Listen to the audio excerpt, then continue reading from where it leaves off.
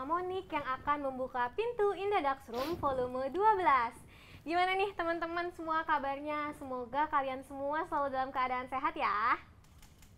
Nah teman-teman, untuk teman-teman nih yang belum tahu apa sih itu Indodax Room, jadi Indodax Room ini adalah sebuah mini talk show yang akan membahas seputar trading, kemudian juga blockchain, dan tentunya juga aset kripto. Nah, di sini kamu bisa bertanya, kemudian kemudian juga bisa menambah pengetahuan karena di sini akan ada narasumber yang akan menjawab pertanyaan-pertanyaan yang akan kamu tanyakan di kolom chat ya. Oke, teman-teman. Teman-teman di sini juga di acara Indodax Room ini acaranya live ya teman-teman. Jadi ini acara yang live via Zoom dan nanti rekamannya akan ditayangkan di YouTube channel Indodax. Nah teman-teman, bukan Indodax Room ya namanya kalau misalkan gak bagi-bagi hadiah nih. Untuk itu tonton terus Indodax Room volume 12 ini ya, karena kita akan bagi-bagi hadiah merchandise eksklusif Indodax yang di dalamnya terdapat e-money Indodax limited edition seperti ini bagi peserta Indodax Room yang beruntung nanti di penghujung acara. Gimana nih teman-teman, menarik banget kan? Oke, sebelumnya Monik mau kasih tahu juga nih kalau misalkan Indodax sekarang punya grup Telegram. Nah, grup Telegram ini fungsinya untuk apa sih? Untuk berdiskusi teman-teman. Jadi nanti di dalam grup Telegram ini teman-teman bisa berdiskusi antara member Indodax satu dengan yang lainnya. Jadi bisa tukar-tukaran info juga ya. Buat teman-teman yang mau gabung di Telegram Indodax, teman-teman bisa langsung searching aja Telegram Indodax di @indodaxroom ya teman-teman di aplikasi Telegram. Nah selain itu Monik mau ucapin terima kasih juga nih kepada teman-teman semua karena sudah menyempatkan waktunya untuk menyaksikan Indodax Room volume 12 ini yang ditayangkan secara live pada malam hari ini tentunya. Monik juga ingin mengingatkan kembali untuk terus mengikuti acara ini hingga akhir karena seperti yang tadi Monik bilang, nanti di penghujung acara kita akan bagi-bagi hadiah berupa paket merchandise eksklusif Indodax beserta kartu e-money Indodax Limited Edition. Gimana? Pasti menarik banget kan teman-teman? Oke, next kita masuk ke narasumber yang akan hadir pada malam hari ini. Pasti udah pada tahu dong. Yaps, betul sekali, di Indodax Room volume 12 ini kita akan kedatangan Kocan dan Kak Tirafi. Kocan ini selaku branch manajernya Indodax dan Kak Tirafi ini selaku event dan community Indodax yang akan sharing-sharing nih dengan kita semua. Temanya tentang maksimalkan peluang menuju 2024. Gimana nih teman-teman, udah pada semangat dong pastinya ini bakalan jadi malam yang menarik banget nih buat teman-teman semua yang nonton live Zoom ini. Oke, nah bagi kalian yang sedang menggeluti aset kripto dan blockchain, para trader ataupun kalian yang baru mau coba-coba trading nih sambil kuliah, cocok banget nih buat ikuti Indodax Room di setiap episodenya. Karena kapan lagi kan bisa diberitahu, kemudian diberikan materi diskusi dan ilmu secara gratis dan langsung dari Indodax-nya sendiri. Oke, sekarang waktunya teman-teman bisa mulai merangkai pertanyaan ya, mulai dari sekarang. Nah, membuat pertanyaannya yang menarik karena nanti pertanyaan itu akan dijawab oleh Kocan dan Kak Tirafi di sesi tanya jawab nanti ya. Nah, buat teman-teman yang masih belum tahu nih caranya gimana, caranya gampang banget teman-teman. Seperti biasa, teman-teman bisa menuliskan pertanyaan-pertanyaan yang ingin diajukan sejak awal acara dimulai di kolom Q&A. Pertanyaannya harus ditulis dalam format yang benar ya teman-teman. Jadi sekali lagi Monik ingetin, nanti pertanyaannya harus dalam format yang benar. Nah, formatnya itu nama, username Instagram, kota asal, dan dilanjutkan dengan pertanyaannya tersebut. Jadi kalau misalkan Monik kasih contoh, Monik, @Monik di sini, Jakarta, apa itu Bitcoin gitu ya teman-teman. Jadi Monik ingetin lagi, format pertanyaannya itu adalah nama, username Instagram, kota asal, pertanyaan yang teman-teman mau ajukin, seperti itu ya. Nah, selanjutnya nanti tim Indodax Room akan memilih pertanyaan terbaik dan Monik selaku host akan membacakan pertanyaan terpilih untuk dijawab oleh narasumber kita. Untuk 5 pertanyaan yang telah terpilih akan mendapatkan hadiah berupa paket merchandise eksklusif dari tim Indodax Room yang di dalamnya terdapat kartu e-money Indodax Limited Edition seperti ini ya teman-teman, seperti yang tadi udah Monik tunjukin. Oke, sebelum dimulai, Monik mau mengingatkan kembali untuk gabung di grup Telegramnya Indodax ya teman-teman. Jadi nanti bisa di search di Telegram @indodaxroom, karena di sana nanti teman-teman bisa bertukar pikiran, kemudian juga berdiskusi, bertukar informasi dengan sesama member Indodax. Oke, baik nih teman-teman, tanpa lama-lama lagi, yuk langsung aja kita mulai Indodax Room volume 12 ini bersama Kocan dan Kak Tirafi. Halo Kocan dan Kak Tirafi, selamat malam. Ya, Halo, selamat malam Agnes. Gimana nih Kocan dan Kak Tirafi kabarnya? Baik, sehat. Baik ya. kabar sih baik ya. Deg-degan aja sih. Portofolio kayaknya kurang baik.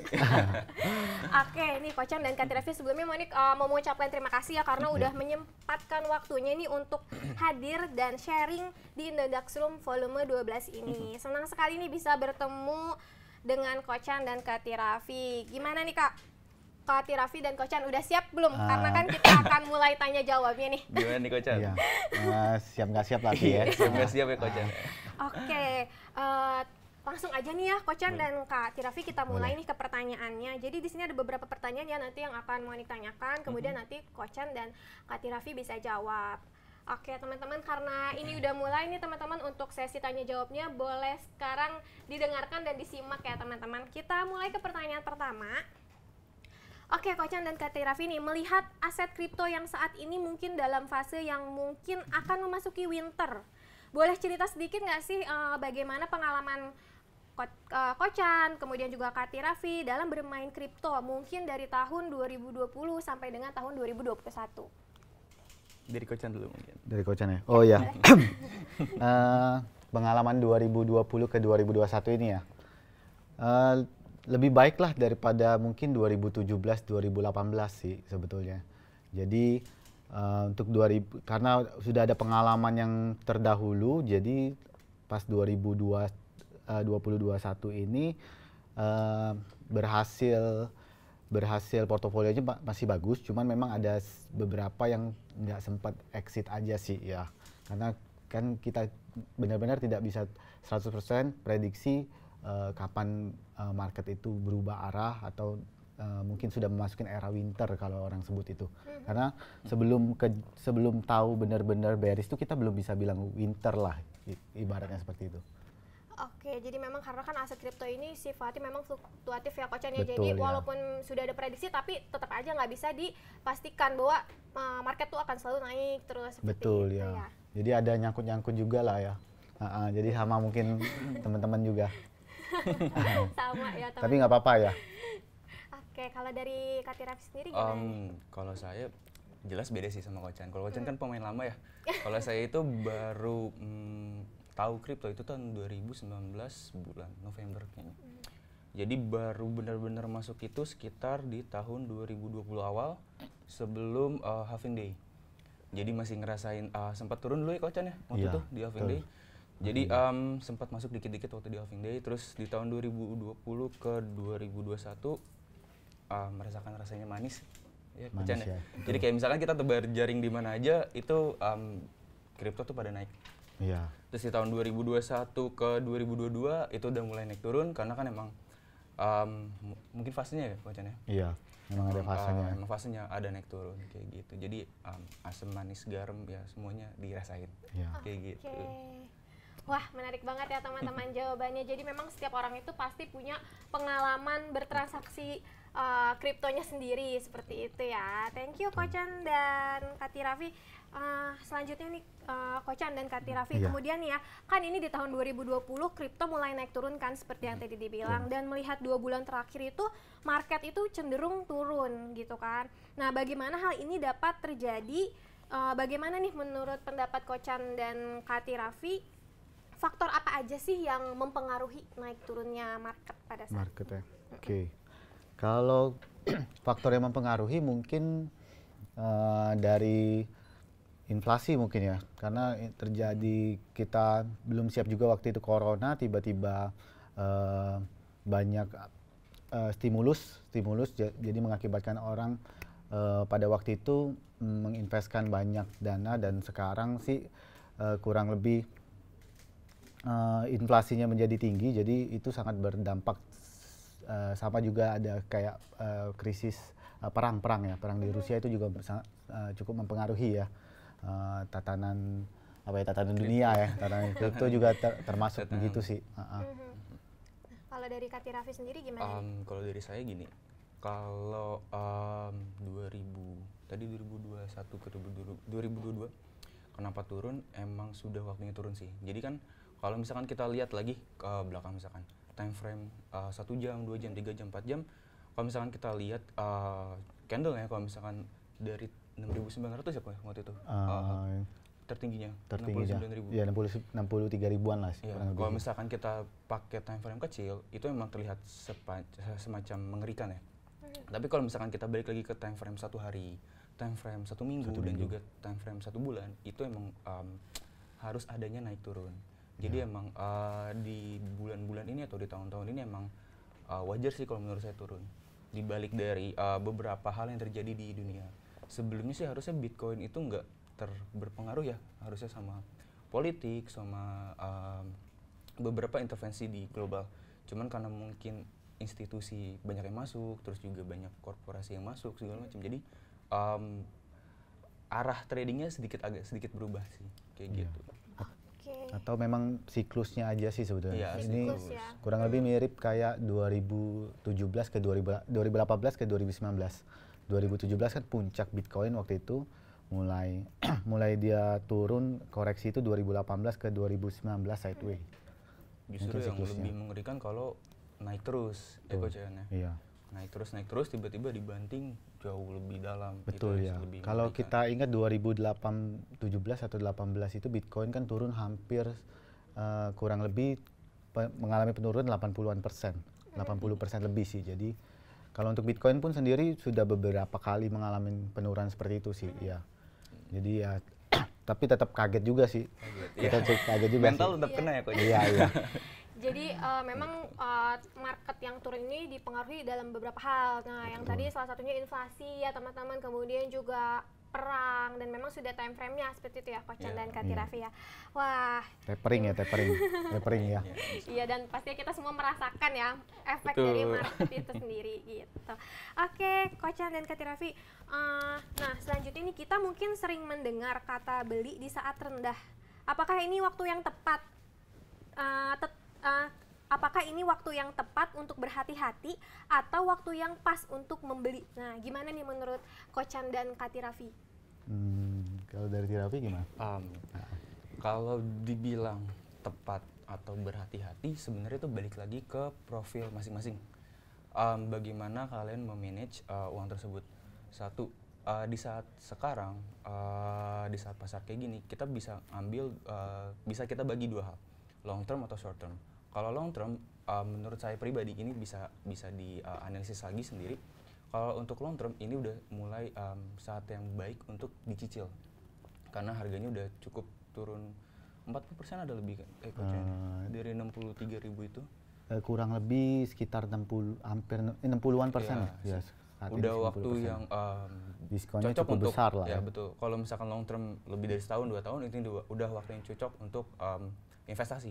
Tapi kalau misalkan untuk yang short term ini baik lagi, kalian harus lihat dulu apa itu support dan juga resisten. Jadi untuk meminimalisir dari kerugian seperti itu. Kalau dari saya sih seperti itu. Jadi kalau hati-hati, mungkin untuk yang short term itu harus berhati-hati. Tapi kalau untuk yang long term ini bagus banget sih. Ya udah diskon. Setuju sih Kocan nambahin sedikit aja sih sebetulnya sih tergantung ini aja sih modal ya. Jadi kalau misalkan dirasa modal kita nggak banyak, lebih baik ya tahan dulu, hati-hati, wait and see. Kenapa? Karena kan kita tahu sekarang ekonomi mungkin resesi tidak baik-baik saja. Jadi kalau bisa ya kita ngepulin duit dapur dulu lah, jaga-jaga dulu. Nah, tapi kalau untuk duit yang berlebih, sebetulnya ini cukup baik sih, harga yang saat ini sudah cukup baik sih buat untuk membeli gitu ya, dibeli, dicicil, diinvest ya, kalau memang untuk jangka panjang ataupun memang tadi kayak buat short term itu sebetulnya scalpingan sih yang ya cocok, scalping cocok juga banget scalpingan. juga bisa ambil take profit sih di sana sebetulnya. Main tektok aja di support Iya. sama resisten itu udah cukup sih kok. Betul. Tapi kalau jebol lagi ya udah jadi holder aja gitu. DCA kalau jebol lagi.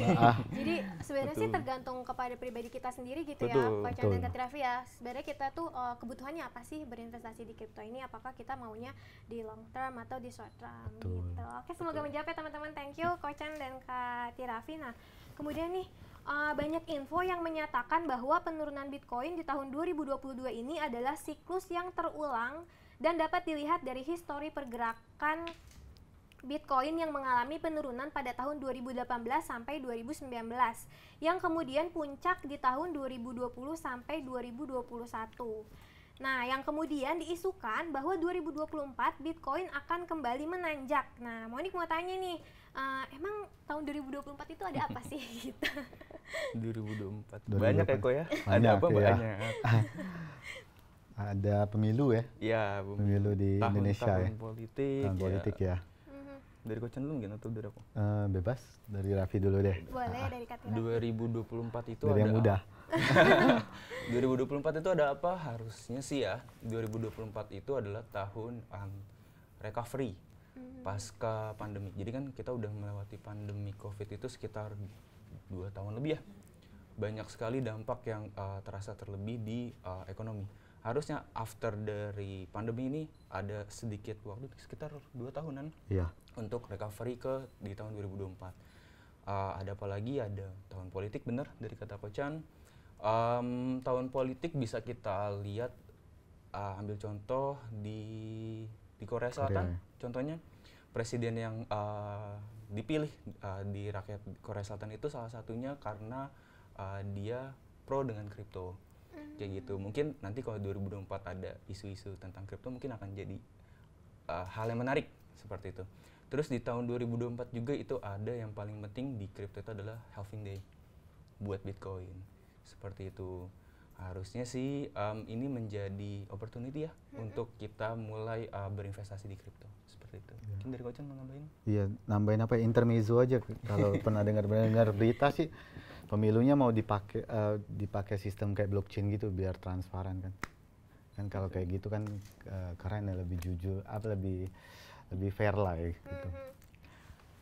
Oh yes, yang tadi Monik bilang pada masa kan baru isu itu. Kan baru isu. Baru isu 2024. Iya, tapi memang kalau kita lihat siklusnya memang begitu adanya sih biasanya.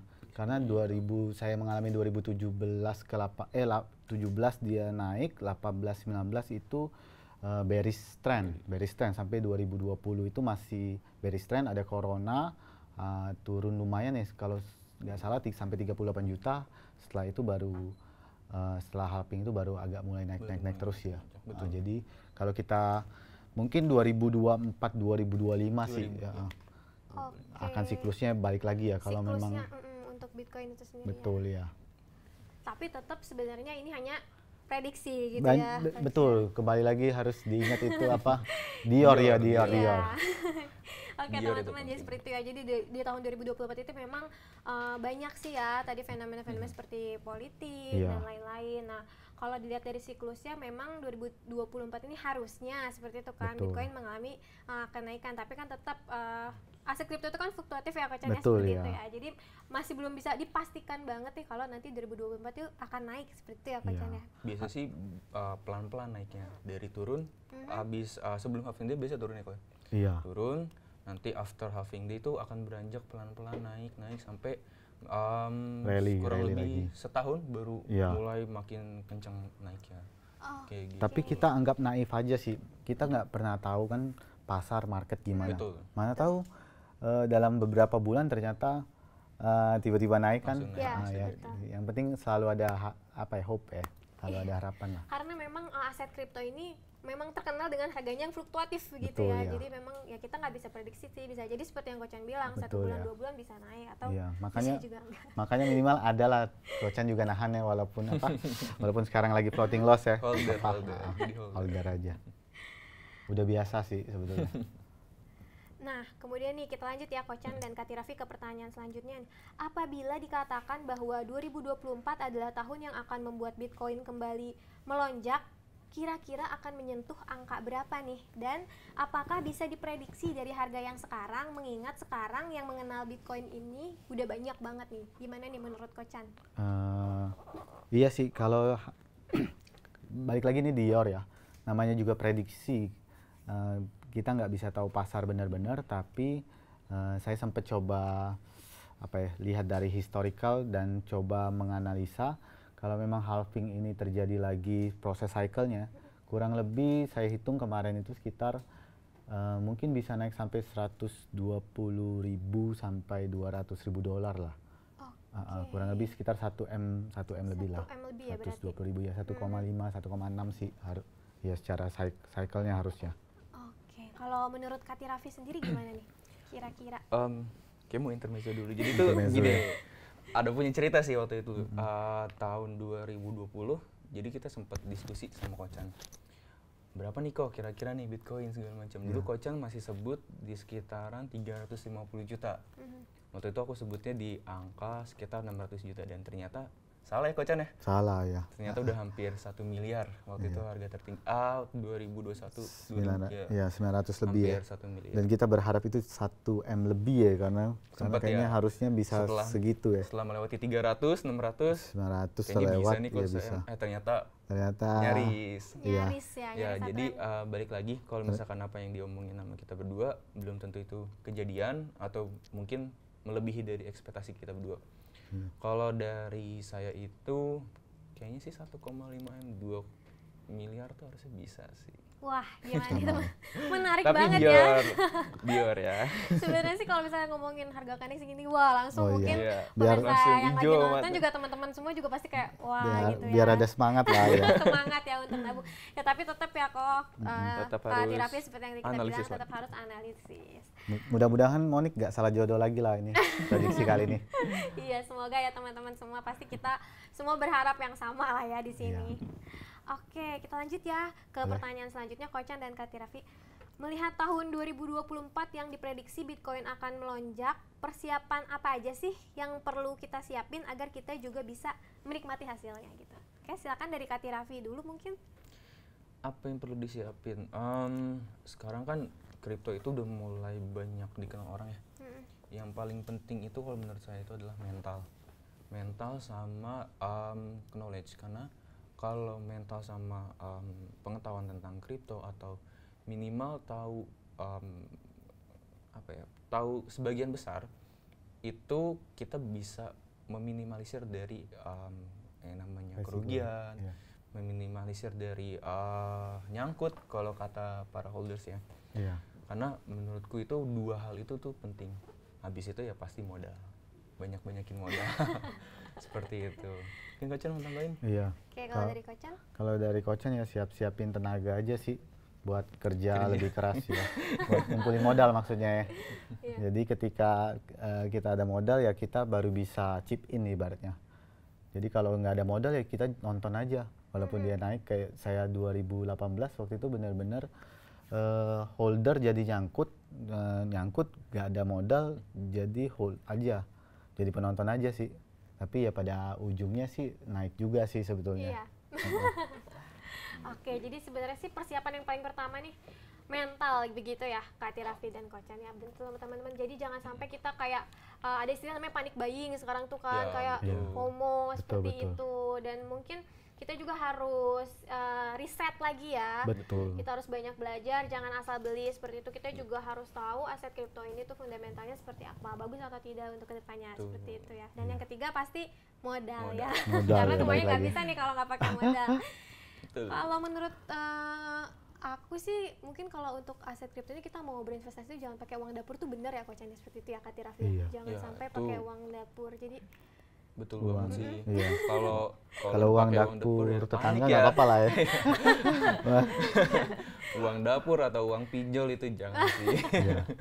Jadi kita tuh benar-benar harus berinvestasi itu dengan uang dingin gitu lah istilahnya. Sekarang berinvestasi dengan uang dingin. Pay later lah, pay later. jangan. Ya pokoknya pakai uang dingin kok. Mau long term atau short term pakai uang dingin biar nggak panik kalau tiba-tiba kenapa-napa. Iya. Oke. Nah, selanjutnya nih Coach Chan dan Kak Raffi, diinfokan suku bunga di US akan mengalami kenaikan. Apakah hal ini akan mempengaruhi pergerakan harga kripto? Nah, gimana nih? Mungkin Coach Chan yang mau jawab terlebih Boleh. dahulu. Sudah naik sih memang suku bunga kan naik 0,75 ya, 75 basis point ya. Jadi emang udah naik, sudah dikeluarkan, cuman memang hari ini marketnya malah agak rebound malah. Jadi market hari ini agak rebound, tapi kita nggak tahu ini masih bull trap atau apa, tapi menurut analisa saya ini sebetulnya disclaimer ya, Dior, tapi sebetulnya udah bagus banget sih sebetulnya waktunya buat nyicil sih ya. Jadi nggak usah all in tapi cicil aja minimal ada. Kalau nanti memang dia benar naik, bisa main short term, jual atau mau memang buat nge-hold juga bagus panjang buat nyicil sih. Iya kalau dari. Nah, jadi sebenarnya kalau yang pergerakan suku bunga US ini mempengaruhi nggak sih ke pergerakan harga kripto itu sendiri? Oh iya, saya lupa jawab. Jadi jadi harusnya idealnya itu sih tidak berpengaruh karena kalau khususnya Bitcoin ya, kalau kripto ya pasti mempengaruhi karena kan terlalu banyak aset kripto. Tapi kalau untuk Bitcoin seharusnya idealnya demand dan supply. Tapi memang ini psikologikal aja karena kan manusia punya psikologi kalah ya, jadi fear and greed-nya aja yang dimainkan, jadi itu yang mempengaruhi sebetulnya menurut saya. Sebetulnya logikanya kan karena inflasi harusnya kan orang nilai mata uang tuh menurun, harusnya sih logiknya orang simpen komoditi dan lain-lain. Cuman mungkin untuk awal-awalnya mereka mau ngamanin paling gampang ya udah suku bunga naik pindahin aja ke deposito, jadi lebih aman tarik aja. Sama jaga-jaga cash, mana tahu yang lain stok atau apa harganya terdiskon, mereka punya apa ya namanya peluru. Ya mungkin seperti itu sih idealnya lah teorinya ya. Teorinya seperti itu ya teman-teman. Oke, mungkin dari Kak Raffi? Jadi yang bilang Coach Chan tuh bener banget. Sebelumnya itu kita di tahun ini tuh udah beberapa kali ada pengumuman kenaikan suku bunga ya dari US. Yang pasti pasar itu bereaksi dan mayoritas itu kalau kita lihat dari beberapa ke belakang itu reaksinya itu biasanya tuh koreksi kan. Iya. Rata-rata sih koreksi. Cuman baru kemarin Ya. Ya reaksi pasarnya ini sedikit menguat. Iya. Dari kripto, emas dan Stok beberapa stok itu US. menguat. Tapi kita nggak tahu nih nanti kedepannya gimana kebijakan dari pemerintah sana juga kayak gimana, kita masih menunggu juga. Jadi masih akan ada pergerakan harga sih. Gitu. Iya. Atau mungkin kriptonya sudah jatuh terlalu dalam nih. Jadi dia mungkin Jadi mantul dulu ya. bisa Iya. jadi seperti itu. Takutnya gitu. Bonds seperti itu ya Kak ya. Atau mungkin emang karena pada melihat biasanya kan turun, tiba-tiba naik mungkin ngebikin orang bingung kali kayak gitu. Wah, menarik banget ya teman-teman semua jawaban dari Coach Chan dan Kak Raffi. Oke nih, langsung aja nih kita lanjut nih ke pertanyaan selanjutnya. Menurut Coach Chan dan menurut Kak Raffi nih, bagaimana sih kita bisa tetap mendapat keuntungan di tengah situasi menuju winter ini? Kira-kira kapan waktu kripto itu bisa bounce naik gitu? Mau dari sini. Coach Chan dulu. Raffi dulu deh ya. Di saat market bearish atau winter, gimana caranya biar untung gitu ya? Sebenarnya menurutku tuh ada dua cara, scalping sama ada satu lagi semacam kalau di perbankan tuh kayak semacam deposito. Jadi kayak kita naruh aset kripto kita, nanti kita dapat bunga per tahun ya. Iya. APY. Biasanya tuh 7 sampai berapa belas persen seperti itu. Iya. Itu dua hal itu sih yang bisa bikin untung. Kalau scalping kita lihat support dan resistennya kayak gitu. Oke, kalau menurut Coach Chan sendiri gimana nih? Kalau dari Coach Chan sih sebetulnya karena Coach Chan pernah ngalamin juga ya waktu benar-benar kalau winter itu sebetulnya pakai survival mode aja sih. Maksudnya udah bisa bertahan juga sebetulnya cukup bagus, tapi untung kalau bisa untung nggak ada salahnya sih sebetulnya. Iya, jadi cuman memang kayak scalping itu ya memang tetap ada probability-nya sih. Kalau memang secara teknikalnya merasa yakin nggak masalah sih ya. Cuman kalau menurut pandangan saya mungkin cara yang lebih aman, cara terbaik ya cicil dollar cost averaging aja sih.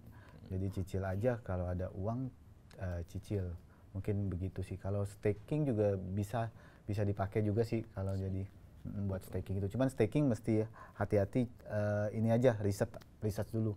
Jadi kira-kira kayak kemarin ada kasus Terra Luna UST kan, memang memberikan bunga yang cukup lumayan lah.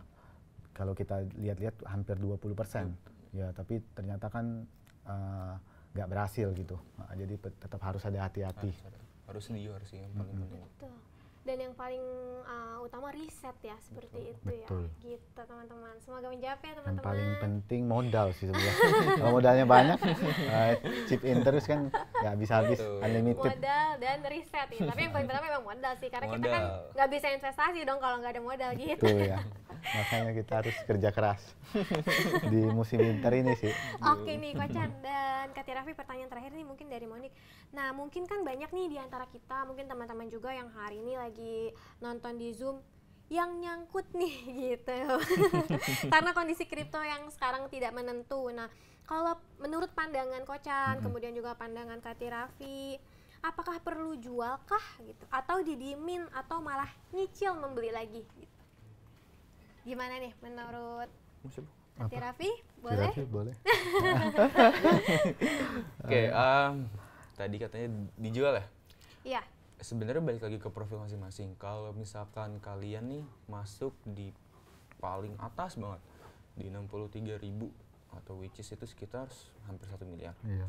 Kalau dari saya, kalau udah turun dari 10%, saya menjadi holder. Kalau masih yang turun sebelum 10%, saya bisa cut loss. Kalau misalkan saya analisis nih, oh kemungkinan ini bakal lebih turun lagi nih. Oke, cut loss misalkan di 7%, ntar ngambil di paling bawah, serok bawah, itu kan dapat koinnya kan jauh lebih banyak. Seperti itu sih. Jadi balik lagi ke masing-masing, kalau udah minus, apalagi kalau udah minus 60%, kayaknya kalau saya pribadi sih sayang untuk menjual. Sayang ya, betul. Gitu. Nanti kalau misalkan nggak ada kepentingan atau yang urgent, itu lebih baik di hold, nanti tahun 2024 2025 kalau misalkan naik lagi ke harga asal atau bahkan lebih tinggi, itu kan lumayan ya dibanding rugi kayak gitu. Oke. Dari Kocan mana? Kalau dari Kalau dari Kocan sendiri gimana nih? Kocan ini balik lagi tergantung urgensinya sih sebetulnya, benar kata Raffi. Jadi kalau memang duit pas-pasan, ya udah, kalau memang mau cut loss perlu buat biaya apa kan, yang penting kita bisa survival dulu. Kalau masih ada duit sedikit, ya boleh cicil, karena kan nggak apa-apa kita cicil daripada buat healing kan, buat investasi gitu. Mendingan untuk investasi. Tapi healing betul juga kok. penting kok. Iya Biar juga sih ya, mentalnya karena kan fresh mentalnya lagi benar-benar buat trading. Iya, benar juga ya. Soalnya Kocan apa Gen Z nih, Gen Z. Jadi nggak tahu. Milenial ya. Milenial. Millennial Gen Z juga sama sih. Tap- Gen Z. Gen Z Iya, ya. Gen Z. Tapi kalau misalkan uangnya banyak, balik lagi kalau modal itu ya udah, boleh chip in, harga diskon udah gede. Nanti kalau memang ternyata terjun bebas lagi, ya udah chip in lagi. Kalau masih belum naik ya udah nggak usah dilihat dulu sih, tungguin aja. Tungguin. Iya. Jangan dibuka dulu gitu. Nanti kalau dengar besok-besok Tiba-tiba dengar, dibuka udah langsung Iya. naik ya kok ya. iya, dengar Tahun besok-besok berapa. dengar di pasar orang ngomongin Bitcoin, baru buka lagi gitu. Wah gitu, menarik banget ya teman-teman semua. Jadi ya sebenarnya tuh kalau misalkan kita mau memutuskan untuk menjual atau membeli atau mau nyicil gitu, itu tergantung kepada pribadi kita sendiri gitu ya. Kita Betul. kebutuhannya itu apa, atau mungkin kata Kak Raffi tadi urgensi. Kita kan nggak pernah tahu ya kondisi, Betul. maksudnya kebutuhan seseorang itu seperti apa ya. Kalau memang mengharuskan untuk cut loss padahal memang sudah turun harganya, Iya, ya betul. kan Kadang mau sayang ya. gimana lagi, walaupun yang- sayang iya, seperti betul. itu. Iya, mau Ada yang gimana senang lagi ya. lihat merah-merah, ya kan? Iya. Lihat merah, oh nyicil nih Iya. masuk lagi, nyicil masuk lagi. Betul. Itu ada yang kayak gitu. Iya, Ada yang sedih betul. ngeliat merah, ya merah kayak gitu Iya juga ada. betul. Yang penting apapun keputusannya tidak perlu disesali ya. Ya, kalau udah cut loss, move on. Iya, betul. Kadang gitu kalau misalkan cut loss tiba-tiba naik, itu sih yang bikin susah move on ya kok ya. Betul. Nah Kalau- itulah pentingnya menjaga mental tadi seperti Betul, yang kita kembali lagi menjaga ya. makanya mental. perlu juga healing, memang benar sih. Pak. Perlu healing. Kocan ini perlu sih healing ya benar. Iya, dan pentingnya juga Gitu. kalau misalkan kita mau berinvestasi, terutama di aset kripto jangan pakai uang dapur tuh seperti itu ya Kocan. Iya. Dan Betul, Kak Raffi. itu pentingnya. Jadi kita uang dingin tuh kayak oh ya udah kalau misalkan lagi turun kita bisa udahlah tunggu dulu seperti itu. Nothing tulus lah ya. Ya betul, nothing tulus. Gimana nih teman-teman? Semoga menjawab ya tadi pertanyaan yang mau ditanyakan, kemudian yang Kak Raffi dan Kocan jawab juga gitu. Oke, wah nih terima kasih ya Kocan dan Kak Raffi, kita jadi tercerahkan mungkin ya teman-teman semua yang malam ini lagi nonton Zoom-nya juga. Kemudian luar biasa banget teman-teman, semoga apa yang telah disampaikan oleh Kocan kemudian Kak Raffi juga membuat kita semua menjadi semakin tahu, kemudian juga semakin mengerti dan juga tertarik untuk mendalami dunia kripto, dan siapa tahu juga bisa menjadi peluang gitu ya untuk kita. Betul ya, untuk kita merdeka ya, kebebasan finansial ya. Kalau kata orang-orang sekarang financial freedom. Financial Financial freedom. freedom. Oke, oh iya sebelum kita masuk ke sesi tanya jawab nih, Monik mau ingetin lagi nih ya buat teman-teman yang malam hari ini lagi nonton live Zoom ini, jangan lupa untuk bergabung di grup Telegramnya Indodax. Teman-teman tinggal searching aja nanti namanya pakai aplikasi Telegram, searching di @indodaxroom. Nah, kan siapa tahu nanti teman-teman juga bisa tukar pikiran, kemudian juga berbagi tips and trik seputar trading dengan sesama member Indodax lainnya. Oke, selanjutnya teman-teman yang sejak awal nih mungkin sudah menuliskan pertanyaan di kolom Q&A. Pasti teman-teman juga udah nggak sabar lagi nih untuk pertanyaannya dijawab nih oleh Kocan dan Kak Raffi. Bagi yang belum sempat bertanya, boleh yuk sekarang silakan tulis pertanyaan kalian di kolom Q&A dengan format nama, koma, username Instagram, koma, kota asal, koma, kemudian disebutkan ya pertanyaannya apa. Oke, kita mulai ya. Silakan teman-teman, bagi yang mau bertanya jangan lupa menggunakan format ya teman-teman. Nama, koma, username Instagram, koma, kota asal, koma, pertanyaannya itu apa. Silakan teman-teman. Oke, sambil nunggu nih ya kok pertanyaan-pertanyaan dari teman-teman, pasti mereka juga sebenarnya bertanya-tanya nih ya, karena kan aset kripto itu ya orang mungkin sebagian orang tuh udah banyak tahu, tapi sebagian orangnya juga ya belum tahu seperti apa gitu. Oke, ini udah ada pertanyaan. Gimana nih Kocan dan Kak Raffi sudah siap menjawab pertanyaan dari teman-teman yang malam hari ini sedang nonton live Zoom kita? Siap, Buat- siap, siap ya. Buat teman-teman sih Buat pasti ya. Soalnya teman-teman sudah menyediakan waktu ya. Iya, Iya, sudah. Buat Iya betul, sudah menyempatkan Menyempatkan ya ya. untuk nonton. jadi Indodax terharu Room. kita. Oke, langsung aja nih Kocan dan Kak Raffi, pertanyaan pertama dari Roro @ropan77 dari Manado. Wah. jauh. Halo Kak Roro. Oke, pertanyaan langsung Monik pertanyain ya. Kripto diprediksi akan mengalami peningkatan adopsi secara signifikan. Menurut panelis, kira-kira berapa persen adopsi akan meningkat di Indonesia sendiri 2 tahun ke depan? Ini 2 tahun Jadi ke depan. berapa persen adopsi akan meningkat di Indonesia sendiri 2 tahun ke depan? Gitu. adopsinya bentuknya seperti apa nih? Kalau misalkan adopsi yang dilakukan seperti El Salvador, kemungkinan sih enggak ya kok ya? Iya, kalau adopsi menggunakan Bitcoin sih rasanya enggak, karena hanya yang rupiah sih entitas Ya, yang kita betul. pakai sih ya kalau mata uang. Tapi kalau dibilang adopsi seberapa banyak, kalau sekarang kan mungkin tercatat di pemain kripto lah ya di Indonesia nih mungkin hampir 10 juta ya kalau nggak salah ya. Correct me if I wrong. Cimiu. Cemil. Nah, tapi kalau yang di Indodax saja kan tercatat sudah sekitar hampir 5 juta member. Udah lebih. Udah lebih ya? Lima, Udah hampir lebih ya? enam. Iya. Mungkin nggak muluk-muluk, tapi memang kalau winter season, maksudnya kalau masuk masa bearish ini, kayak 2018, 2000 sampai 2020 itu kenaikannya nggak terlalu signifikan. Ketika mulai 2020 tahun bullish itu signifikan banget. Saya ingat masih dari 1 juta belum sampai 1 juta, tiba-tiba 2020 1 juta, langsung 2 kali lipat, bahkan sekarang sampai 5 juta dalam 2 tahun saja. Karena bullish itu ya, mungkin orang-orang kan jadi Iya. berita di mana-mana gitu Iya. ya, jadi orang-orang lebih banyak terbuka. Jadi kalau bullish ya nggak usah, ibaratnya nggak usah susah payah akuisisi member, datang sendiri. Tapi ini kalau musimnya paceklik ya kita harus jemput bola lagi nih, Iya. kayak dulu balik ke universitas, edukasi. Tapi sekarang sih kripto atau Bitcoin ini udah cukup dikenal lah. Kadang-kadang kita naik taksi, tukang taksi bicarain Bitcoin gitu kan, radio putar Bitcoin. Iya sih, sekarang Iya. udah nggak terlalu aneh gitu ya, udah Betul. kebanyakan orang udah tuh mulai sudah familiar. Iya, familiar. walaupun kadang orang tuh masih nggak tahu apa sih gitu, tapi ya at least Iya. udah pernah denger, oh namanya ini Bitcoin. Ya, karena kan kita nih netizen kepo. Tuh. Kalau ada yang rame itu kita langsung gitu kan sebagai Betul. netizen.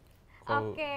Makanya aku mau nambahin ya, kalau yang tadi balik lagi kayak tadi, kalau misalkan adopsi untuk dijadikan sebagai legal tender, kemungkinan untuk 2 tahun ke depan sepertinya kan tidak.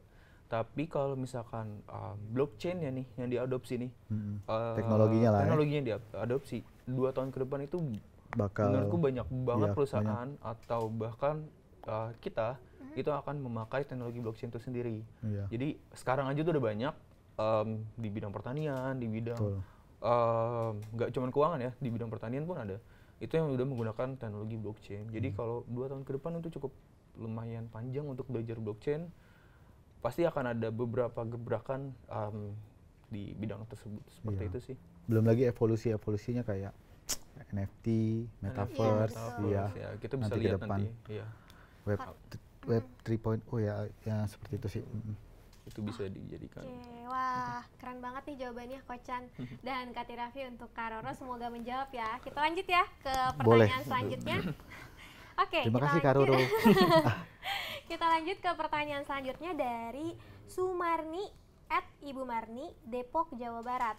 Oke, apa investasi di kripto yang sedang down seperti ini sangat dianjurkan? Lalu, apakah lebih baik menginvestasikan dana di Bitcoin atau altcoin? Bagaimana cara menyikapinya juga, Kak? Mohon dijawab ya, Kak, agar lebih paham dan lebih mengerti. Seperti itu. Kalau dari Depok Silakan. nih pas banget sih, ada Raffi ya dari Depok juga bisa main ke rumahnya juga. Iya. Sebenarnya kenapa kita selalu bilang kalau di saat turun itu pas buat investasi. Soalnya kalau misalkan lagi naik tiba-tiba turun jadinya kan Jadi rugi. kan rugi, betul. Iya, betul. Secara gampangnya seperti itu. Kalau misalkan kita investasi di saat lagi turun, terus besok naik, ya kita untung. Tapi kalau misalkan besok turun, kita ruginya nggak yang di saat kita masuk di saat dia lagi naik. Naik, betul. Ibaratnya seperti itu. Kita juga bisa pakai yang tadi kita selalu bilang, DCA, bisa dicicil. Terus untuk pilihan ya, Bitcoin atau altcoin, Iya. sebenarnya ini balik lagi ke masing-masing ya. Kalau saya pribadi sih tim altcoin ya. Tim altcoin ya. Soalnya altcoin tuh punya hal menarik sendiri karena banyak proyeknya tuh banyak. Kejutannya banyak juga. Kejutannya banyak. Naik turunnya lebih roller coaster sih. Iya. Gitu. Kalau naik bisa lebih tinggi dari Bitcoin, maksudnya bukan harganya, persenannya bisa lebih tinggi dari Bitcoin. Kalau turun pun bisa jauh lebih dalam dari Bitcoin, kayak gitu. Tapi kalau aku pribadi tim altcoin sih. Tim altcoin ya. Oke, jadi kalau Kak Raffi tim altcoin ya. Iya. Kita denger nih teman-teman, gimana nih kalau menurut Kocan? Iya. Oke, silakan kok. Kalau Raffi cocok sih karena kan dia masih muda ya. Masih Jantungnya muda, masih sehat ya, young Kak? and dangerous. Ya, rasa muda. ingin tahunya juga mungkin tinggi Ya, gitu Tuh. kan. Young and dangerous kan muda dan berbahaya. Kalau Kocan sendiri sih lebih ke Bitcoin sih sebetulnya ya. Karena Kocan pernah melihat fase-fase di mana kalau altcoin kan cukup banyak nih. Kita nggak tahu, memang mungkin nanti ada fase namanya alt season di mana altcoin itu bisa naiknya tinggi sekali. Cuman kita nggak bisa prediksi segitu banyak altcoin itu. Jadi Ribuan kan koin. iya, pilihannya banyak kalau kita mau chip in. Tapi kalau Kocan lebih ke fokus saja. Karena kalau altcoin itu turunnya bisa lumayan membantai sih. Tapi kalau Bitcoin ya, Bitcoin lumayan terdegradasi, tapi secara pengalaman sama historical dia bisa bangkit. Dari waktu misalkan 2017-18 itu Bitcoin dari 280-an juta turun ke paling rendahnya di 30-an juta. Tapi 2020 bisa balik lagi, 2021 bisa balik ke all time high ke 200-an juta lagi. Bahkan malah ke 900 juta. 900 juta ya. Ya, secara historical sama pengalaman Bitcoin tuh dia ibaratnya udah expert lah. Kalau yang lain tuh masih apa ya? Iya, memang altcoin itu emang harus seksi sih, memang bener-bener- seksi ya, tapi Kochen lebih suka yang lebih berpengalaman sih. altcoin itu harus benar-benar cari yang benar. Iya. Ibaratnya benar-benar Betul. cari yang benar karena Iya. kalau yang dibilang tadi Kocan 2017 kan sempat turun ya kok. Terus Iya. habis itu Bitcoin bisa lebih tinggi dari tahun sebelumnya, maksudnya harga tertinggi dari sebelumnya. Kalau altcoin tuh nggak semua kayak gitu. Ya, betul. Kayak misalkan nih sekarang turun nih, ntar di tahun 2024-2025 ada altcoin yang akan jauh lebih tinggi dari harga tertinggi sebelumnya. Ada juga yang nggak bisa bertahan di situ karena emang nanti pada akhirnya itu akan terjadi hukum alam. Iya. Kayak Dogecoin, kalau pernah dapat Dogecoin itu 2017 mungkin harganya paling 20-an perak. Iya, betul. Iya. 2000 2020 juga masih. Iya, 2020 sih 30-an. masih ya 30 30 50-an lah ya. Iya. Tapi tiba-tiba berkat itu juga sih pom-poman Elon ya. Iya, Elon. Sempat hampir 10.000. Iya. Bahkan saya ingat sih member selalu bilang sama saya waktu itu, ini Dogecoin akan jadi $1. Saya sempat bercanda sih, Pak, kalau jangankan $1 Pak, $0,1, kayaknya kita kaya Pak. Tapi benar juga sih, akhirnya hampir menyentuh $1 sih. Jadi ya balik lagi itu pengalaman lah buat saya ya, Pengalaman. buat berikutnya. Jadi sebenarnya kalau misalkan ditanya lebih baik altcoin atau Bitcoin ya itu tergantung kepada pribadi Pada pribadi sendiri gitu ya. Betul. Dan juga kita harus banyak riset sih. Mungkin kan setiap orang tuh kan punya alasan gitu ya. Kenapa Betul. kayak Kak Raffi kenapa sih lebih memilih altcoin ya? Karena begini-begini. Karena kan sudah tahu, sudah riset terlebih dahulu. Kemudian juga Kocan lebih suka Bitcoin. Kenapa ya? Karena Kocan sudah mengalami gitu kan, Mengalami, ya. sudah tahu. Dan juga mungkin sebelum-sebelumnya sebelum Kocan berpengalaman juga Kocan suka searching-searching Betul. gitu ya, suka riset-riset juga mengenai Bitcoin. Seperti itu. Terima kasih Kocan dan Kak Raffi. Semoga menjawab ya untuk Kak Sumarni di Depok. Nah, kita lanjut ke pertanyaan selanjutnya dari Halim. Halim. Halim Virgo. Kirain Chandra. Medan. Dari Wah. Medan nih Kocan Ini- dan Kak Raffi. Karena namanya mirip jadi Kocan aja deh. Kocan duluan ya. Oke. Bagaimana tanggapan Kak Raffi mengenai fenomena kenaikan harga token Celsius yang naik hingga 800%? Apakah token ini cocok untuk di hold jangka panjang? Katanya tadi Kocan Oh dulu. iya, karena pertanyaan Mbak Gavi ya. Oke. Ya kalau Celsius ya cukup penurunannya drastis sih, tapi nggak separah Luna sih. Jadi memang dia Celsius ini kan seperti bank kripto lah ya. Sempat saya ingat juga saya sempat beli di ratusan ribu, sempat turun kemarin tuh hampir Rp2.000 sih. Tapi dari 2.000 dia sempat naik ke 10.000 yang tadi Oh ke ya mungkin 300. 800% 800% ya, dari 2.000 ke ya 20.000 malah. Ya, makanya katanya 800%. Tapi cuma sebentar sih, akhirnya per hari ini mungkin sekitar 7.000-an kalau nggak salah tadi pagi. Kalau menurut saya sih itu masih berpotensi banget sih sebetulnya. Karena kan sebetulnya cukup jelas sih dari project dan foundernya, tapi tetap do your own research aja sih. Jadi boleh ada di hold agak panjang sebetulnya masih oke, tapi jangan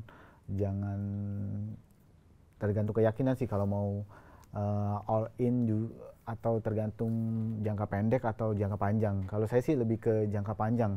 Kalau dia nanti turun agak murah ya saya beli aja, saya simpen aja. Simpan, di Kalau hold saya dulu seperti itu ya. gitu ya, Kak. Tapi kalau mau jangka pendek dia beli tiba-tiba nanti naik, hitung aja kira-kira mau dapetin berapa persen nih. Misalkan dirasa 20% cukup ya udah dijual bisa seperti itu. Oke, jadi kalau menurut Kocan tuh sebenarnya Celsius ini ya bisa dijadikan untuk jangka panjang tuh bisa seperti Iya. itu ya. Iya. Kemudian untuk Kak Raffi sendiri gimana nih Kak? Kalau dari aku sendiri, kalau untuk koin Celsius ya, itu nggak bisa kasih pilihan pasti apakah di hold atau enggak. Yang paling penting itu adalah baca newsnya. Kalau misalkan ada news buruk atau baik, itu bisa jadi pertanda kita untuk masuk atau enggaknya. Kita bisa ngambil contoh koin yang Luna ya kok. Iya. Kalau misalkan kan dia diawali dengan news yang sangat buruk saat itu kalau misalkan nantinya misalkan ada news buruk atau ada news yang baik, itu baru tuh nanti kita bisa tentuin itu masuk atau enggak kayak gitu. Kalau dari aku sih kayak gitu. Lebih ke fundamental lah ya, fundamental. Dalemin dulu itu koinnya seperti apa, projectnya apa, seperti itu. Oke, just kembali lagi berarti riset ya seperti itu. Iya. Kita harus banyak baca, jangan asal beli gitu ya. Karena kita juga kan ya ini pertaruhannya uang gitu kan. Betul, yang kita sudah kerja keras cari. Uang itu hilang. kan sensitif gitu ya kalau orang bilang tuh.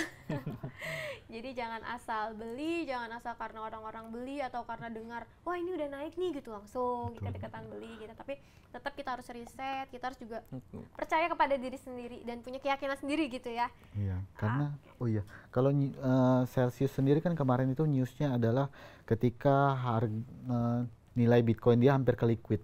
Iya, Sama ada juga seperti itu. berita seperti itu sih.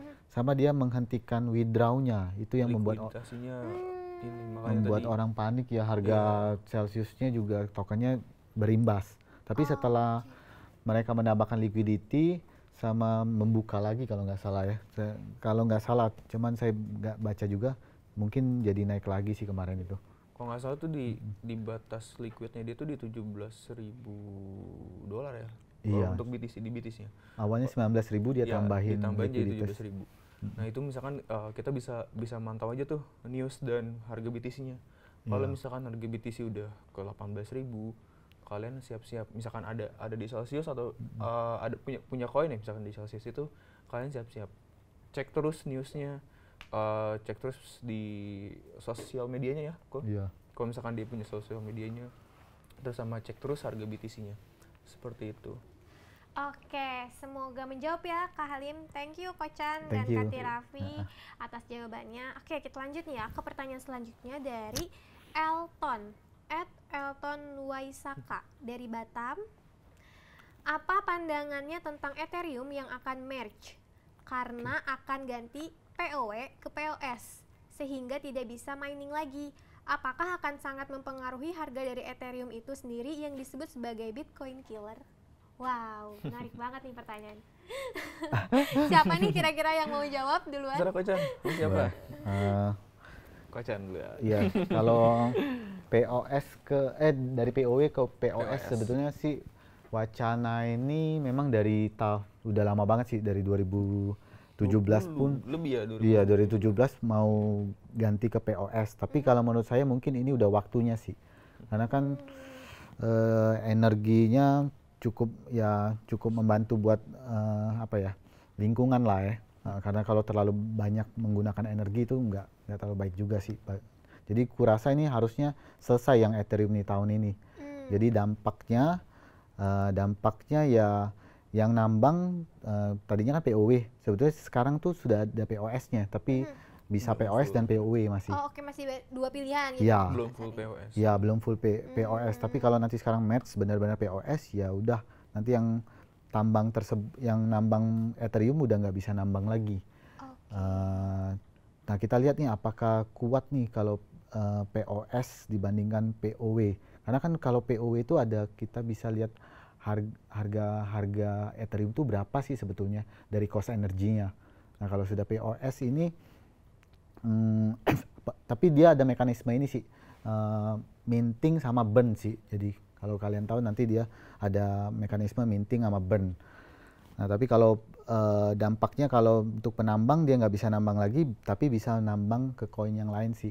Jadi saya belum bisa terlalu menebak arahnya sih. Tapi untuk Ethereum karena dia jaringannya sudah banyak dipakai dan sekarang sudah banyak yang kemarin kan kesulitannya karena Ethereum itu padat jaringannya. Nah, sekarang kan sudah ada layer 2 yang bantu dia, Optimism, ada Zcash. Jadi harusnya sih bisa solusi ini terselesaikan. Harusnya tetap potensinya masih baik sih untuk Ethereum kalau menurut pandangan saya. Oke, thank you Kak Chan. Kalau Kak Raffi sendiri gimana Kak? Kalau pandanganku sendiri sih ya, ini pribadi ya, bisa dior lagi kembali. Sebenarnya dari POW ke POS itu adalah hal yang baik. Kenapa baik? Soalnya gini, balik lagi ke global. Jadi di waktu 2021-an kan Elon Musk tuh sempat Nyinggung lah ya. sempat nyinggung. Jadi dia sempat pembayaran Tesla itu bisa dengan Bitcoin waktu awalnya. Iya. Terus tiba-tiba di tengah jalan itu dia memutuskan untuk tidak menggunakan Bitcoin lagi karena tidak hemat energi, tidak sevisi dengan Tesla itu sendiri. Terus habis itu after dari ditemukannya cara yang lebih hemat, habis itu dimasukin lagi tuh pembayaran pakai Bitcoin. Nah, kalau misalkan dari Ethereum itu sendiri sudah berubah dari POW ke POS, kan otomatis itu akan jauh lebih ramah lingkungan ya. Jauh akan lebih bersahabat dengan bumi. Ini bisa jadi hal yang baik dan dilirik untuk banyak hal. Entah itu corporation, entah itu government, atau kita sendiri. Seperti itu sih. Ada sinyal baik, sebenarnya ada sinyal baik gitu. Oke, semoga menjawab ya untuk Kak Elton. Thank you Kak Raffi untuk jawabannya. Wah gimana nih teman-teman, semakin menarik ya, semakin Iya, memanas semakin nih menarik, ya. perbincangan pada malam hari ini. Oke, kita langsung lanjut aja nih ya ke pertanyaan selanjutnya. Dari Muhammad Abdul Faiz, @faiz936 dari Kendal. Pertanyaannya, melihat inflasi yang semakin tinggi ini, apakah kripto fundamentalnya masih bagus Kak? Makasih. Oke, silakan. Silakan. Silakan Kak Raffi mungkin. Tapi mungkin. Pertanyaannya bagus. Fundamentalnya apakah masih bagus atau enggak? Sebenarnya ya, kripto itu kalau menurut gue pribadi emang future. Emang diperuntukkan untuk masa depan. Jadi emang emang dibilang itu bagus sih. Karena satu, kita bisa lintas negara dengan mudah. Ya, betul. Kayak misalkan contohnya aja kayak donasi kemarin ke Ukraina kan, donasi perang, kita dari seluruh dunia bisa dengan mudah kita mendonasikan kripto kita waktu itu yang dibuka Bitcoin dan Ethereum ya kok ya? Iya. Ya salah Bitcoin satunya dan itu. Ethereum. Terus bisa jadi teknologinya nih bisa kita pakai di blockchain-nya. Terus habis itu metaverse apalagi itu menarik banget sih. Yang memudahkan ya, apalagi Iya, kemarin kan memudahkan. di zaman COVID seperti Iya. itu ya kita, Iya, jadi kayak gitu. terbantulah dengan adanya metaverse, seperti bisa kerja dari rumah seperti Ya itu. bisa. Udah mulai sekarang tuh lagi mulai dikembangin. Kalau misalkan mungkin ini agak sedikit menyinggung pertanyaan yang lain. Ada misalkan ada pertanyaan kapan sih metaverse bangkit segala macam. Metaverse itu menurut gue ya, ini adalah salah satu fondasi yang cukup menarik, cukup bagus, menarik, dan patut kita tunggu. Apalagi si Facebook ini nih, kalau misalkan dia berhasil ngeluarin tuh metaverse, itu akan menjadi satu dongkrakan lah ya. dongkrakan untuk koin-koin metaverse. Karena menurutku yang paling berpengaruh tuh si Facebook itu. Di dunia ini kan yang pakai Facebook kan banyak banget ya. Betul. 10%-nya aja. Misalkan dia tahu di Facebook itu mungkin pasti akan iklan booming-boomingan. Kalau misalkan dia udah bikin metaverse. 10% dari pengguna Facebook ngelihat terus menggunakan, itu akan menjadi hal yang sangat besar. Masif Besar, ya, betul masif sekali. jadinya. Batu loncatan yang sangat besar untuk kripto juga. Seperti itu. Apalagi kita udah bisa mempersiapkan itu untuk menuju ke sana. Seperti itu. Kayak gitu sih. Karena sampai saat ini kalau untuk metaverse yang paling kuat menurutku, kalau nggak industri game ya yang membuat itu, atau enggak ya si Facebook ini. Kayak gitu. Karena kan Facebook juga sudah berubah nama kan Iya, menjadi Meta. Meta. Gitu. Jadi ya beberapa hal tadi itu yang akan menguatkan apakah kuat atau enggaknya, kayak gitu. Itu menurutku sih ya kedepannya sih akan sangat kuat ya. Apalagi ada Web3 yang masih Web3 terus ya. digodok Web3. untuk Dikembangkan ya. Betul. dikembangkan kayak gitu. Oke, kalau menurut Kocan sendiri nih? Kalau Kocan metal sih.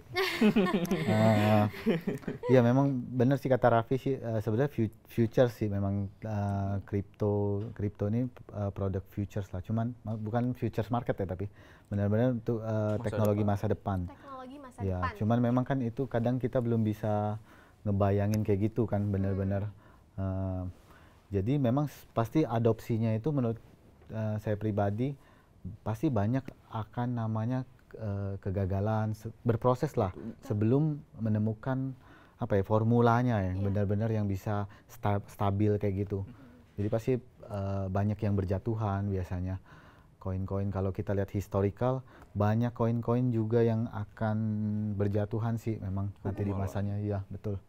Karena kan koin juga ada cukup banyak ya, ada proyeknya yang benar, ada yang nggak benar juga, sama ada yang ditopang modal besar, ada juga yang cuman bagus tapi kecil, dia harus survive gimana gitu ya. Sama kayak bisnis sih sebetulnya. Betul. Ya. Wah, gimana nih? Menarik banget ya teman-teman, dan ini pasti juga menambah pengetahuan ya buat kita semua bahwa memang ini tuh sebenarnya teknologi masa depan gitu. Kan kita sebenarnya tuh berbicara dengan teknologi masa depan gitu. Cuma memang karena ya teknologi masa depan mungkin membutuhkan penyesuaian seperti itu, membutuhkan waktu. Iya, betul. Apalagi diadopsi sama semua negara itu butuh waktu yang sangat panjang sih. Betul. Gitu. Oke, semoga menjawab ya untuk Kak Abdul. Oke nih, kita lanjut ke pertanyaan selanjutnya ya, Kocan dan Kak Raffi. Ini dari Fani dari Tangerang Selatan. Dari Tangsel. Deket sekarang. Yang tadi itu jauh-jauh. Deket. Oke, mengingat aset kripto begitu tinggi nilainya, sekuat apa Indodax dapat menjamin likuiditasnya? Contoh, misalnya ketika market lagi bullish, satu orang mendapat keuntungan 400 juta. Kemudian ada 100 customer yang ingin mencairkan aset kripto tersebut. Apakah Indodax mempunyai kemampuan likuiditas sebesar 40M? Oke. Ini Kocan untuk mau jawab duluan nih. untuk withdraw gini. Kayaknya buat ditulis tadi. Kalau untuk withdraw ya. Kalau untuk withdraw Indodax sih harusnya kuat karena kan ini sebenarnya marketplace, demand dan supply. Jadi kalau ada yang jual pasti ya ada yang jual, ada yang beli ya, kita proporsinya seperti itu sih. Jadi ada memang kita sediain cadangan kas sama cadangan kripto. Kalau ada orang mau kirim kripto kan pasti kita ada siapin cadangannya. Uang pun sebetulnya harusnya sih kapan itu kasnya kosong, sebelum kosong harus diisi dulu sih pastinya. Jadi sih kalau untuk withdraw sih menurut saya pribadi aman karena ini marketplace kita. Kita bukan kayak broker yang bukan kayak broker sih, kita marketplace. Jadi antara penjual dan pembeli. Kalau ada yang jual pasti harusnya ada cashnya sebetulnya. Oke, thank you Kocan. Jadi nggak usah khawatir. Selama ini sih nggak ada masalah sih. Jadi withdraw pun cepet sih ya. Oke, kalau dari Kak Raffi sendiri gimana nih, Udah Kak? cukup sih dari Kocan karena emang udah di ranahnya Kocan. Sebenarnya Iya. memang aman gitu, seharusnya sih aman ya kok ya, karena ya kita sebagai marketplace seperti itu, dimana ya pasti ada pembeli dan penjual dan yang pasti ada uangnya gitu ya. Betul, seperti ya. itu ya.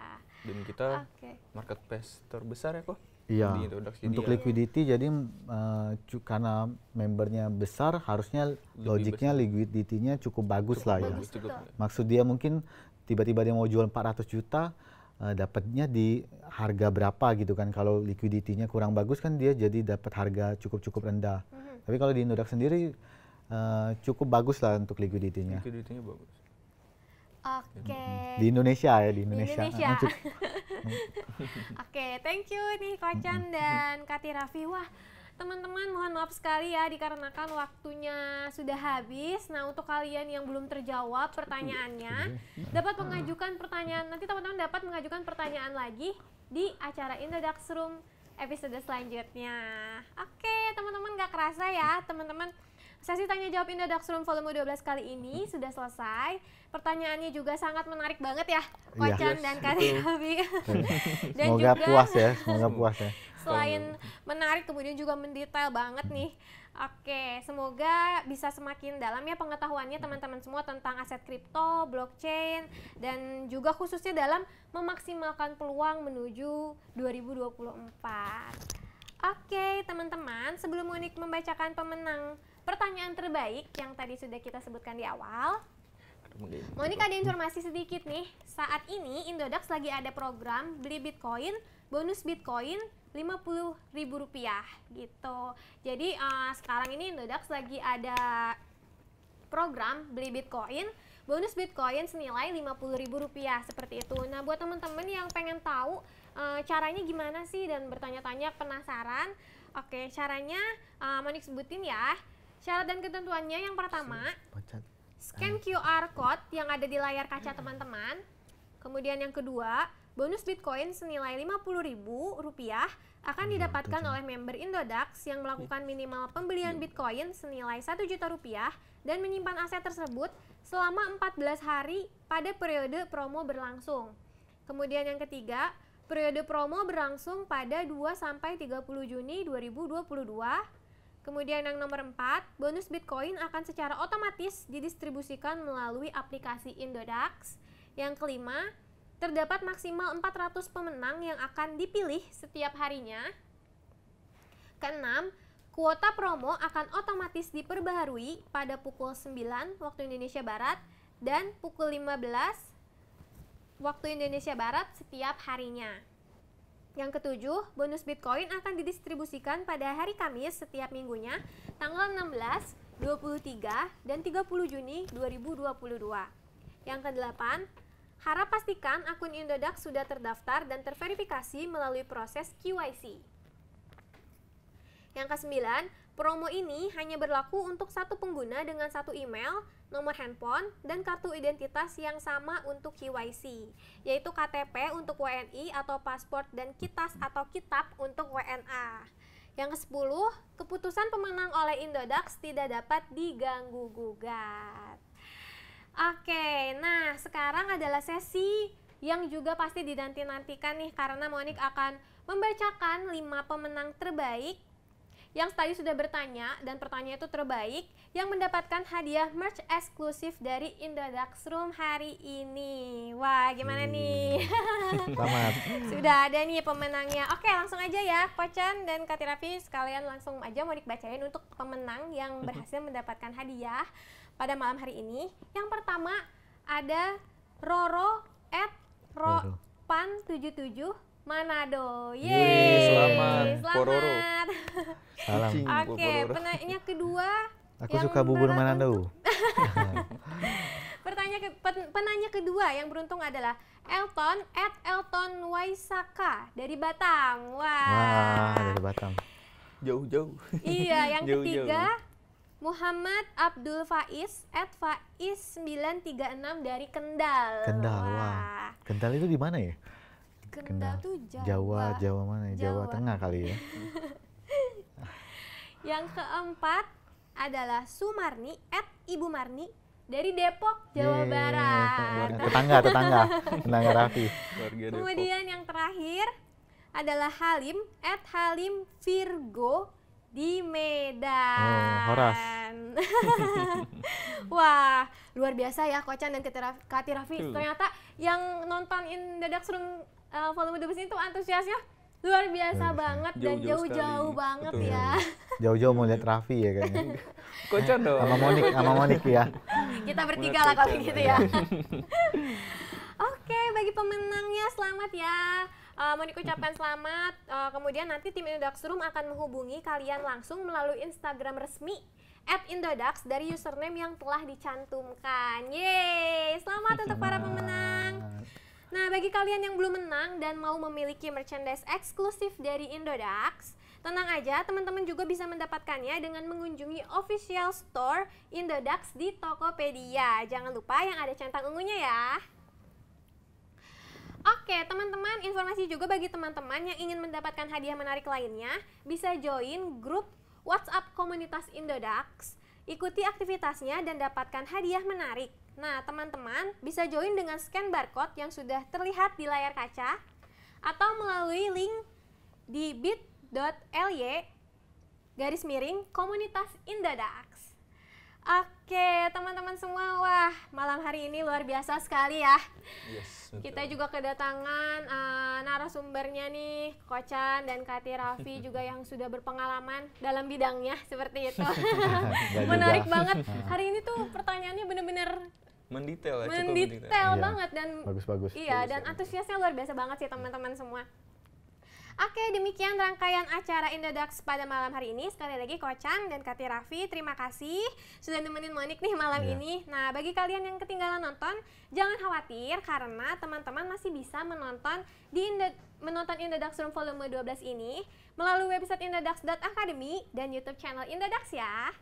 Jadi jangan lupa untuk terus follow akun media sosial Indodax agar selalu terupdate dan gak ketinggalan dengan info terbaru mengenai aset kripto dan blockchain. Jangan lupa juga teman-teman, seperti yang dari Monik bilang, bergabung di grup WhatsApp Indodax ya, di @indodaxroom untuk diskusi nanti seputar trading, kemudian juga aset kripto dengan member Indodax lainnya. Dan jangan lupa juga untuk belajar di Indodax Academy. Iya, karena Iya. di sana banyak banget informasi menarik ya, Betul. Kocan. Iya. Buka aja Mungkin blog. tadi teman-teman ada yang bingung nih, scalping tuh apa sih? Terus juga kayak POW, POS, mungkin Iya. ada Iya, juga yang betul. belum tahu. Nah, itu kita semua juga menyediakan konten edukasi di Indodax Academy. Jadi bisa sambil belajar. Oke, teman-teman, tapi sebelum Monik tutup, Monik ada sedikit survei nih bagi kalian semua yang nonton untuk Indodax Room malam ini. Make sure kalian isi surveinya melalui Zoom kalian ya setelah acara ini selesai. Ingat isi dulu surveinya ya, jadi jangan langsung di close. Oke, teman-teman, akhir kata terima kasih kepada teman-teman yang telah setia menyaksikan Indodax Room Volume 12 ini. Saya Monik pamit undur diri dan sampai bertemu dalam Indodax Room selanjutnya. Indodax, Aset aset Aset masa masa depan. depan. Yeay. Dadah. Bye.